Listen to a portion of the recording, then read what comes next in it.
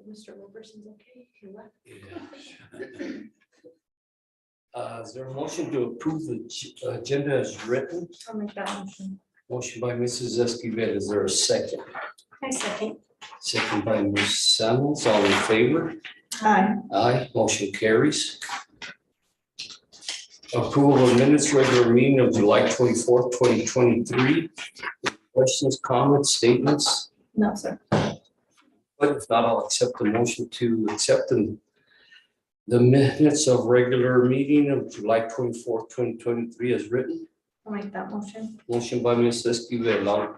Is there a second? I second. Second by Ms. Samuels. All in favor? Aye. Administrative reports. Go ahead, Dr. Lucas. Okay, we had, on the 10th day, we had about 426 students, pre-K through 12. So close to the same as last year, but down pre-pandemic levels. And then any questions for Ryan on the operations report? I'm I have happy. no questions. I'm happy to see about the canopies. Yeah. Yes, definitely. I'm Yes. happy about that. And the buses too. Buses, yes. So I know there's only one bus with AC, I think. Those 3 buses were purchased 2 years before the state allowed air conditioner buses. So I have it. And Peg's actually working on something to get AC in those buses for school districts. They don't know Okay. exactly yet. They're gonna do it. Mhm. So, Yeah. But it's 20,000 per bus. any other questions, statements? Go ahead, Dr. Lucas. Okay, building reports, any questions on Suleiman's report? Where's she at tonight, sir? I'm not sure. I have not just heard from her, so. Oh, okay. She may have got busy and forgot, let it slip her Okay. mind, so. Just wondered. Yeah. Any questions on Maybe this? meeting with a parent, yeah. No. So we're good. Good evening. Good evening. It's been a pretty smooth start, for the school year. The same goal, it's always to improve our academics and reading, math. We're just about completed with maths testing so that we already have, I think we completed the reading and the math for all students in 6th or 8th grade. We might have a couple of language arts that still need to be tested. And in 5th grade, we have like a couple, maybe one in math and one in reading that we need to test, but we're just about completed with that. State testing, just like preliminary, just like looking at it, what I just did, like just was pulled, like say 6th grade, like their 5th grade year compared to like their 6th grade year. In the majority of them, there was some improvement. Our 8th graders who are now freshmen, that one in the reading portion was a huge drop.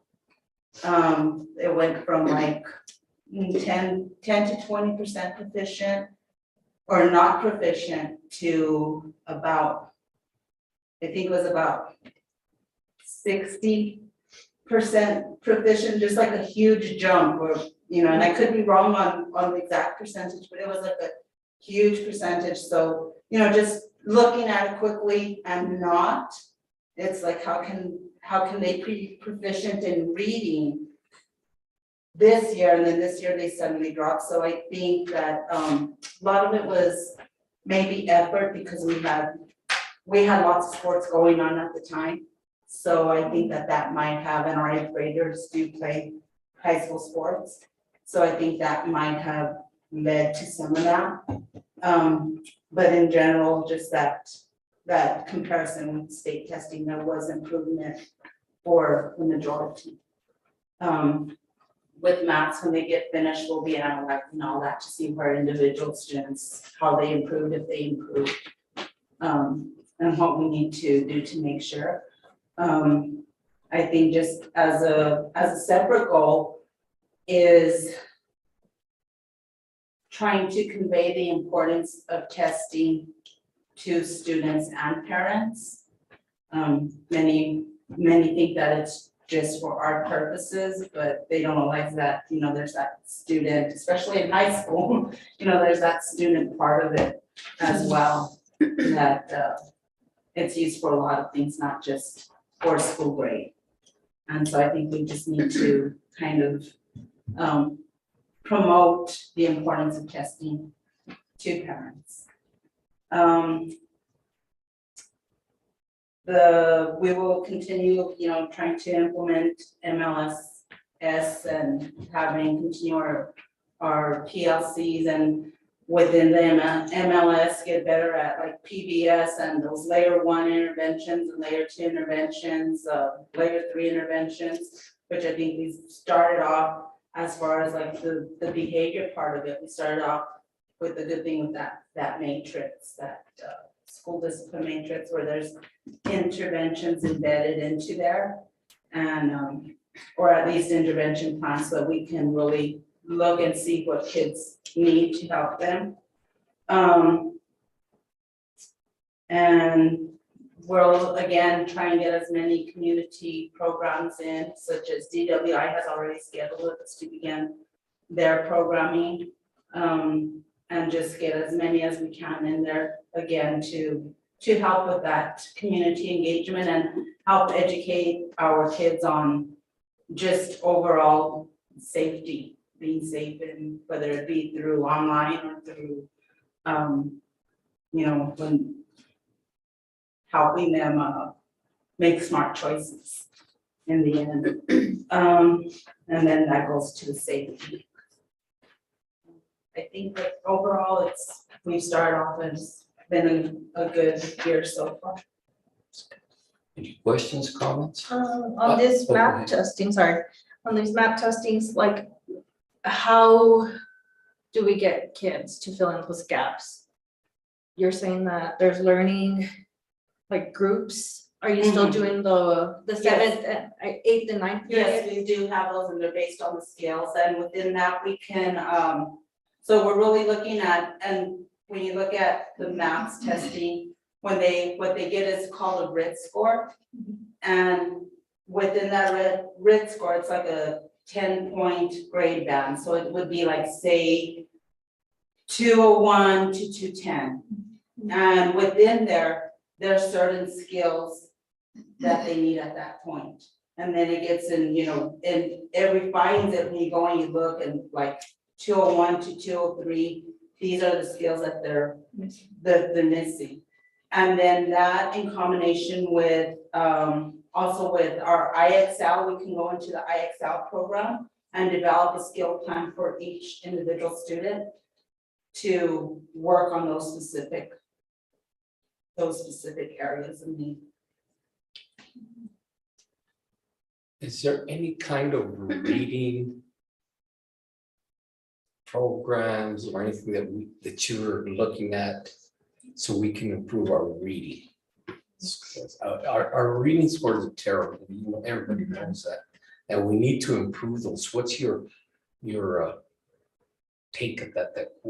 How are you addressing that issue? So part of it is, okay, so in those classes, part of it is we do use that IXL is for math and for reading. And we have that.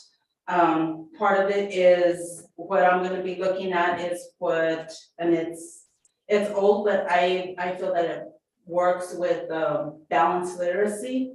Some of the strategies that we used back then. And part of it is, teaching kids that reading is not just saying the words. It's reading is thinking about what those words mean, that comprehension. Within that, we do have some, and I forget exactly what the name of the program type thing is called, but it really focuses on, in this little section, we're gonna look at determining importance. And so within that, then it's teaching kids to like stop, read a little bit and stop and jot down some notes, what was important in here. And so using that program, with them in conjunction with the software programs, because computer programs are great, honestly, but nothing works as well as direct teaching.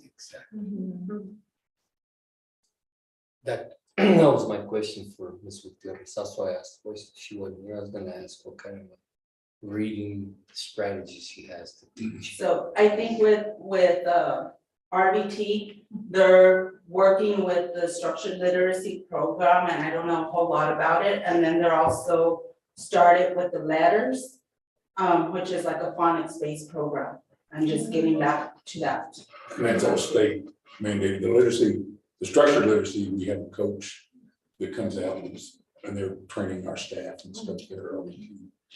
And on these math testing, wouldn't it affect our scores because of the summer gap and then coming into? Well, yeah, the The beginning of the school year year. is always because you have that little bit of learning loss in the summer. Mhm. And why do they do that? Like, It's just they want beginning of year, middle of year, and end of year, just just to see a how base mark and improvement. then, and then you start to see. And there improvement. is that summer learning gap, there has always Yeah. been that summer learning gap, it's usually like on the math score, it's usually about a 2 to 3, maybe 4-point difference. And, you know, it's just, they're not actively involved in academics during the Yeah. summer, so that's why there's that little bit of a gap. Yeah. Too bad we didn't go with calendar number 2. Just kidding. I'm just kidding, guys. I'm just kidding. Well, that's kind of. I'm just kidding, but no, I saw like the scores that you guys sent home from DTMS and just to see where your child's at. Mhm. And I asked Danielle, like, can you explain to me, like, what are these numbers, you know, and I really like that because to me, I'd like to see it Right. and know where she's actually at and see what we can improve. And I like that reporting from you and sending it home to the parents. So thank you for that. Thank you. Any other questions, comments? No. Thank you. Go ahead, sir. Sorry, we were just asking you so many questions. No, that's okay, no problem. Yeah. Yeah, and you know, I wish parents could like go and ask questions and see what's going on, so hopefully. Good evening. Hi. So, same as Mr. Montiel, it's been a smooth start. Mhm. I mean, from the beginning of school year. Your wife is the answer. Yeah, my business wife. Mm. So, 3 weeks down, and like I say, it's been a smooth start. Freshmen, they're acting well, we kept them in for lunch this year, just to keep our numbers up for lunch. And plus, it's one of those things where I think it's a privilege, kind of earn going out to eat. They're doing well. They're adapting well to high school. They're having their little bumps in the road, but they're adapting well, just like everybody. I think I think just everything with the teachers and the staff and the students were kind of doing a lot of things, just more efficient than, last few years, we're being locked down tight throughout the day. We still let the kids come in the back door from Baca's or if I'm there for the seniors that come in second period, but other than that, everybody's got to come to the front of the building for this one entrance. Our exits are just from the front door and pretty much Baca's, and then we'll go out the side door of our coaching rooms, we get picked up from lunch if they go to PD. So that's been doing real well. Mrs. Culberson and the leadership team had a fundraiser and they had some of the students painted some parking lot spots. They pay a fee and now that's where they get to park for the rest of the year. Back their stuff's kind of nice. And then of course our homecoming's on September 7th. That Thursday, because we have that game on Thursday. And so we're still, sent out flyers to parents and then put it in the paper. I don't know, it's here last week. Wanting floats in the parade. We're going from the south side, old route again, coming down Main Street and things. So we're looking for more floats and we buy the firewood for the pallets of firewood for the bonfire. That night, teachers have already begun tutoring after school. Kids are already got a good group of kind of freshmen staying after, so that's nice getting them early. So, the kids are staying after school. We'll start Friday schools here, I'll probably just wait till next month for, to complete work and then just address disciplinary concerns when they come up. And then same thing with our teachers have begun students math testing, well, majority are done, there's a few students that still miss some class for the some testing, so just gotta kind of wrap that up.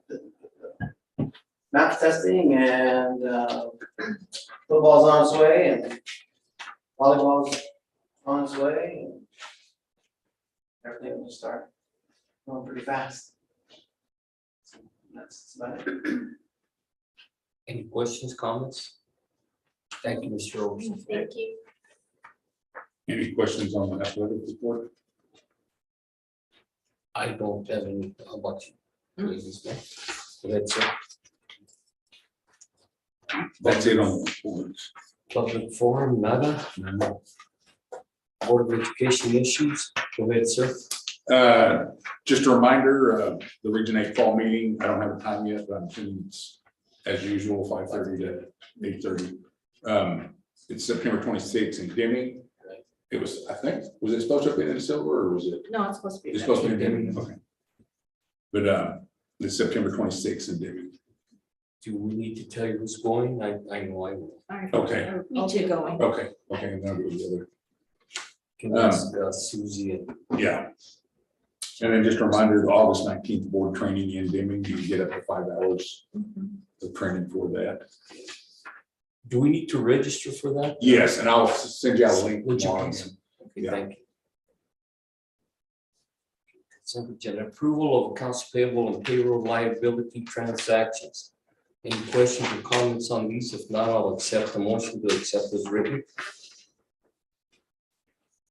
Make that motion to accept accounts payable. Motion by Payroll. Mrs. Esquivel, is there a second? I second. Second by Ms. Samuels, all in favor? Aye. Aye, motion carries. Approval of budget adjustment requests. We just have one for 17,433, and it's an SB 9 state match, so it's an increase or initial budget for that fund. Any questions, comments? If not, I'll accept the motion to approve the budget adjustment request as written. I make that motion. Motion by Ms. Samuels, is there a second? I'll second. the motion. Second by Ms. Esquivel, all in favor? Aye. Aye, motion carries.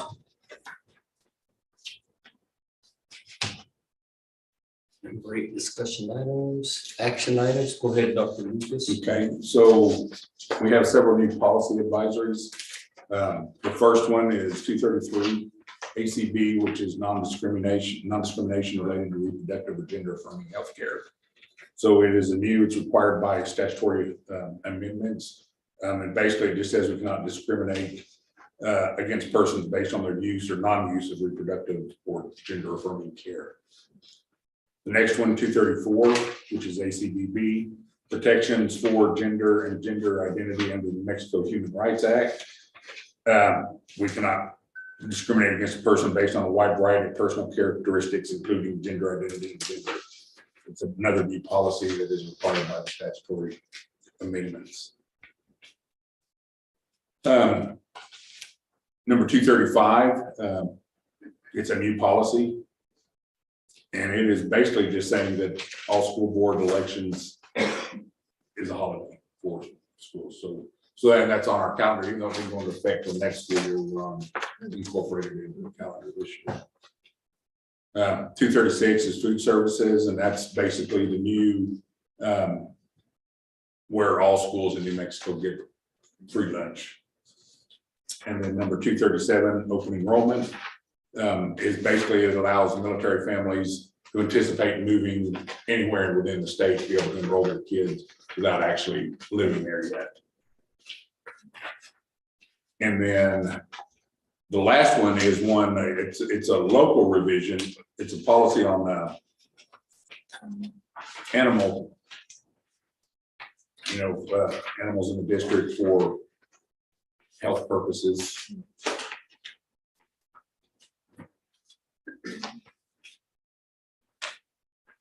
Questions? Our comments? attorney, Also, it basically was just stating and breaking down, because our policy was very vague. So our attorneys broke it down and made it more specific in what has to be done, what actually constitutes a service animal. And just laid it out a lot more specifically. Any questions, comments on any of these? I'll accept the motion to accept all these policy services as written. I'll make that motion. Motion by Ms. Siski, is there a second? I second. Second by Ms. Samuels, all in favor? Aye. Aye, motion carries. Go ahead, Dr. Lucas. So next one is just a discussion and possible action on increasing substitute pay. Substitute, we haven't raised their pay probably in a few years since the rate went to $15 an hour. So the current rate right now is $15 an hour for non-degreed and 18 for degreed. We're proposing a $3 basically an hour increase, and then adding a new one for $25 an hour for a degreed certified teacher to try to entice some of our retired teachers to come back and substitute. I don't know if it will work, but I know we have one regularly that comes, with elementary at RBT. So we went from a 2-tier to a 3-tier and an increase a little bit for everybody.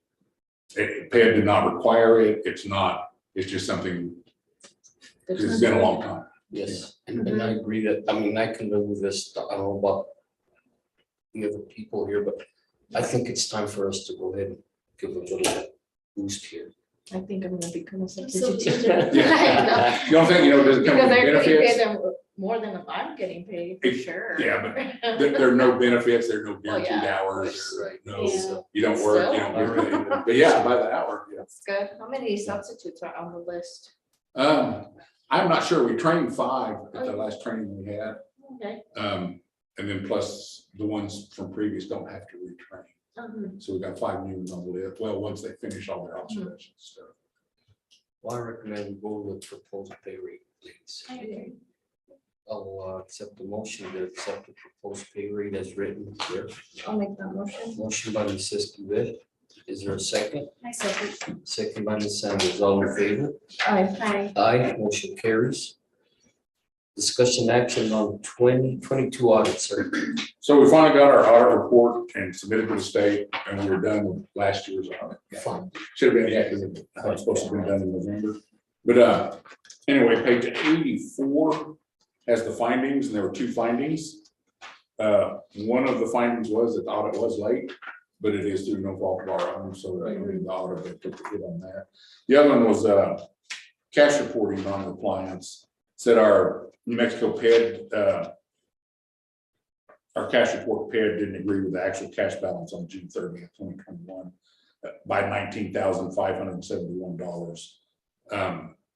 And we've been going back and forth with auditors to clear that up, and it should have been cleared up. So this will probably be on next year's audit report too, Also, because the auditors still haven't cleared it up. So Brian, do you want to say anything on that one? Hi, yeah. Can everyone hear me? Yes, sir. sir. All right, Mr. President, members of the board, Dr. Lucas. Yeah, so this has been like an ongoing issue where I've been trying to get the auditors to make a correction in a cash balance for our bond fund. But due to the audits always being like up against the wire, and this year we're like almost a year late, like I could just never get them to do it timely to where I could make sure that it was done before they submitted it to the state auditor. And so I've already talked to the auditors that are going to start the FY23 audit, and I already kind of explained to them what I've been trying to do. And so they're on board with that. And similar to what Dr. Lucas said, for us to correct it to what it should be will probably result in an audit finding. But I think both him and I, and probably you, all agree that we just want it to be right. And so if that takes us getting an audit finding to do that, it's something that I've wanted to do for the past, I want to say 3-4 years almost, that we've been carrying this difference. And so I just want things to finally be the correct, accurate amount. And if we have to get that one audit finding to get that done, then I'm willing to take that. And so I'm sure that we will see it in next year's audit report. The auditors are already aware and understand what I'm trying to do as far as correcting that balance. And so hopefully we can get that fixed and then move forward, because it is one of those things that it seems like such a small thing, but it follows us along every quarter that I have to submit a report to the state. I have to explain it over and over again, even though they're well aware. And so it would be nice just to have that done and not have to do that anymore. So, but that's the plan, and they're on board with that. Any questions, comments? Thanks for your help, sir. Appreciate it. Sure. Well, we just need to approve the audit. Oh, okay. Oh, And did we do one on the tuition that we approved? No. No, wait, that's- Yeah, so or not tuition, out of state. no, Yeah, no, I've never done that. No, we haven't done that one. the substitute pay, did we actually? do Yes, we that? did. Okay. Okay. Is there a motion bonus. to Come on now. accept the 2022 audit as written? I'll make that motion. Motion by Mrs. Esquivel. Is there a second? I second. Second by Ms. Samuels. All in favor? Aye. Aye. Motion carries. Here comes the out-of-state tuition. Yes, so as our annual, we do this annually, it's the out-of-state tuition agreement with Duncan Unified School District. Is it the same amount? Well, it's whatever the state gives us. They bill us for more than, last year, they billed us for more than what the state gave us. We don't pay what the state gave us. So the state may increase it a little bit every year, but not by much. I think it's 300, a little over 300,000. And it's per student still, or? Yeah, it's based on the number of students they have. But it comes out to a little over $300,000. And this is a yearly thing. that- Yes, it is. right, so, is there a motion to accept the out-of-state tuition agreement as written? I'll make that motion. Motion by Ms. Esquivel. Is there a second? I second. Second by Ms. Samuels. All in favor? Aye. Aye. Motion carries. E, discussion action on student activities meal allowance. So right now, we reimburse what, $7 for a student meal? You can't eat at McDonald's for $7. So we'd like to bump it up to $10. And that was kind of what the other districts in the area are paying, they're around $10. Some separate like breakfast, lunch and dinner, with dinner being 10 and some, but I think just $10 regardless of what it is. Any questions, comments? I think it's necessary. Yeah, And if we could try to like fix that mileage from Silver City to here, by any chance? No. No? As far as meals, Because you know how it's like that 45 miles. right. I think we've been paying the meals though, going to Silver. Okay, because I know the coaches were paying some of the meals for those students that couldn't afford a meal and they felt bad. So that's why I was asking if we could change it. Cause I just feel bad for them, like especially the coaches Yeah, paying that. And it should be the school's responsibility. yeah, if they're late, yeah, it really should be, although, and I think that's a state. I don't think that's a district policy, that's a state, but I'll double check on it. Okay, yeah. Yeah, and it's a certain amount, is that a state or We is it do, local? yeah, it is, but they actually, like, we went to Dunkin', just, they give us, we go get our sack lunches and stuff and sandwiches, and our cafeteria really takes care of us on our short trips. I think Yeah, we just need to make sure we take more advantage of them, because and our kids love them, they're like good subs, so it's nice, I know because of tournaments, right? they do Like our junior high and stuff. sacks. but if the coaches will let them know even for dinner, they'll have the sacks in Yeah, advance or okay. something, Yeah, if but we they could, just need to know. yeah, if I'll we could check work for you. something like that, yeah, because I just feel bad for. Yeah, because yeah, Because I know the coaches, like, they give them an option, right. like wherever they want to go, but it's on the kids. But I just don't, Cause it is crazy, you go to Kobe, they can pay for your meal. But you can't in Silver City, yeah. yeah, I'm. Yeah. Yeah, No, but we're eating silver, Yeah. because Bear don't have that meat. Yeah, they got a Yeah, bunch and then of if we offers. could have the Animus game, maybe do a sack lunch for them. I know it's just a short trip, but Yeah, it's Yeah, they JV just- and varsity, and those yeah, we just volleyball need to games let the could. coaches yes. we can. know Yeah, that. okay, because those volleyball games could last forever. Yeah. So, if you can, please. Mhm. Thanks. Which ones?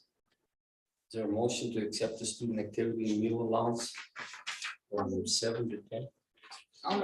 Yeah, Amy will make that motion. Motion by Ms. Ms. Samuel. Samuels, second by The Samuel. Mrs. Field. Yes, I'll accept. Second the motion. All in favor? Aye. Aye, motion carries. Executive session pursuant to 10-15-188. How many times is I this? don't know, the whole I see year. always- It's a whole year, guys. I've had these two memorized.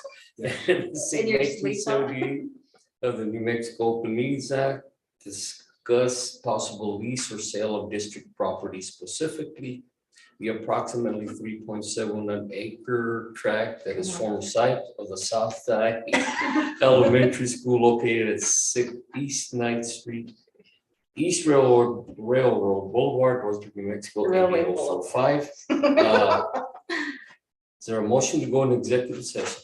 I'll go into executive session. Motion. sorry. Motion by Mrs. Esquivel, second Second. by Ms. Samuels. I'll pull the Ms. Samuels. Aye. Mrs. Esquivel, myself, aye. We're going to executive session at 6:32. 6:32. Guys.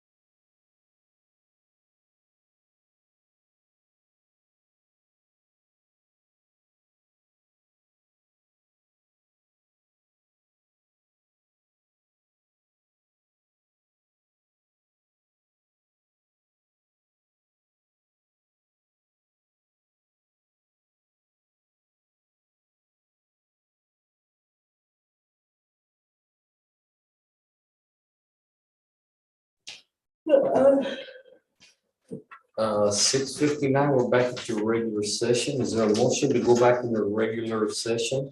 I'll make that motion. Motion by Ms. Escobedo, is there a second? I second. Second by Ms. Samuels, all in favor? Aye. Aye. Aye, motion carries. Before I forget, for the record, there's two people absent from the board. Mr. Plowman and Ms. Cole, okay?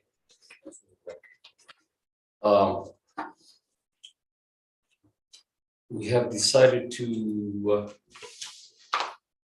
do something with the property at Southside. We discussed what we wanted to do. Do you want me to make So is that there a motion? motion to I'll go put ahead. up our property for sale? Go ahead. I'll make that motion to accept the bid from Compass Property Development Corp. Provided the district does not receive a revised offer from one of the local bidders for a higher price than the offer from Compass Property by Wednesday, August 23rd, 2023. Motion by Ms. Escobedo, is there a second? I second. Second by Ms. Samuels. I'll hold the board for on this motion. Ms. Escobedo, Aye. Ms. Samuels, Aye. myself, aye, motion carries. Thank you. With all business taken care of, meeting adjourned. Thank you.